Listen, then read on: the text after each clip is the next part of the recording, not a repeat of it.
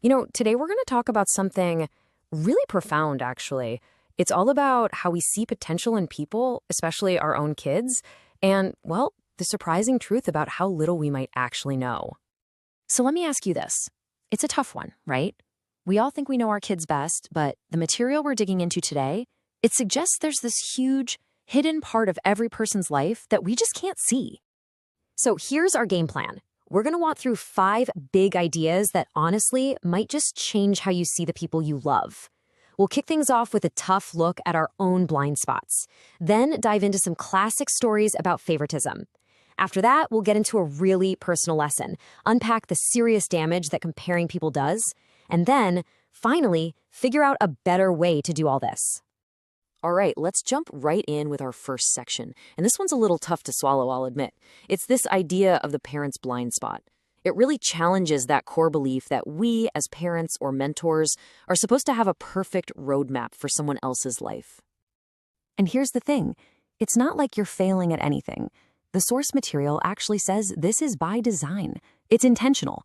There's a piece of every person's journey that's, a secret just between them and their creator. Sure, we get little hints, but we're never, ever meant to see the full blueprint. And that really brings us to the why of it all. Why does that secret exist? Well, think about it. If we knew everything, the temptation to just take over, to control and orchestrate every little thing, would be massive. We'd totally overstep our role, and we'd probably end up crushing the very potential we're trying so hard to nurture. Okay, so what happens when we do ignore that, when we try to play psychic? Let's look at some real-world consequences. We've got 2 really powerful stories here, one from ancient times and one that's happening right now, and they both serve as these incredible cautionary tales. So on one side, you have the classic story of Jacob and his favorite kid, Joseph, and on the other, a story from a modern family in Ghana that sounds, well, shockingly similar. It just goes to show you this pattern is absolutely timeless.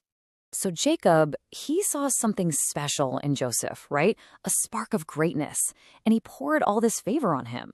But here's the crazy part. He was completely blind to how that greatness was actually going to happen. He didn't see the brutal 22-year detour through slavery and prison before Joseph actually rose to power. So yeah, he might have guessed the destination, but the map, he had no clue. Okay, now let's jump to the modern story. The source material tells us about this family who basically poured all their resources into their chosen kids while writing another one off as a black sheep. And the result? Oh, it was a complete and total reversal of what they expected. Let's actually break this down, because the results are pretty stunning. The son they totally dismissed, the one they called the black sheep, he ended up becoming powerful, successful. The son they bet everything on, he became what the source calls a wasted son. And the daughter they pushed so hard to be a lawyer, it just didn't work out. I mean, their predictions weren't just a little bit off, they were 100% backward. Hearing stories like that is one thing, but it hits you on a whole different level when it's your own story. And that's where the speaker in our source material goes next. He gets really raw and personal, sharing a story that forced him to look in the mirror and see his own role as a builder who almost threw away the most important stone. He tells us about this young woman he was mentoring. Her name was Eunice, and in his mind, she was just helpful, a good assistant. But he admits, flat out, I never saw anything profitable in her. He didn't see her as a leader or someone with massive potential. In his own words, he was the builder, and she was the stone he was looking down on. But then, everything flipped.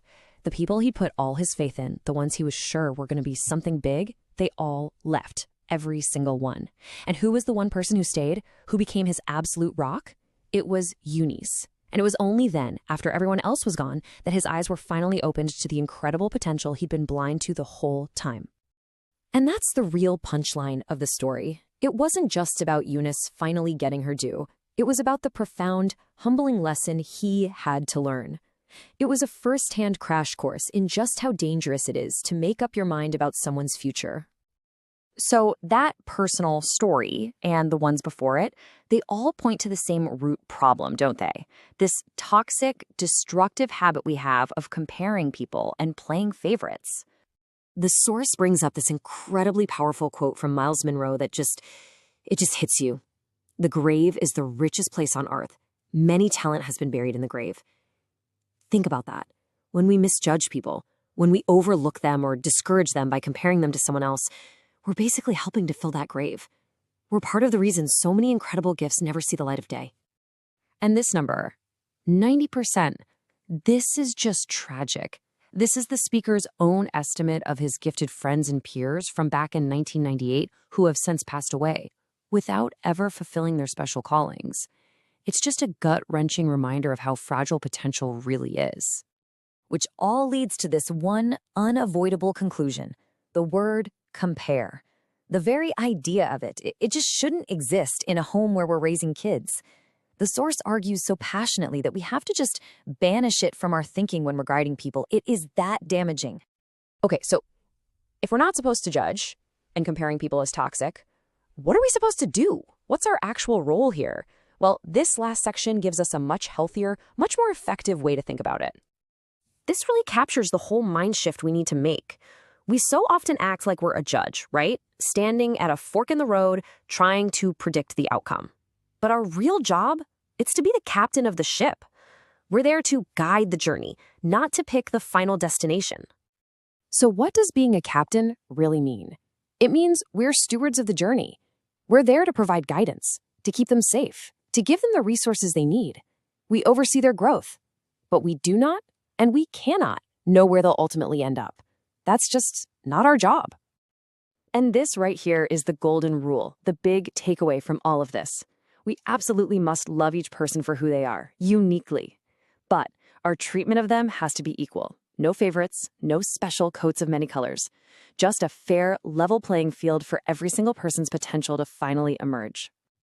And so that leaves us with one last, really challenging question to ask ourselves. In our own lives, in our families, at our jobs, who are we overlooking? What hidden greatness, what rejected stone are we just completely failing to see?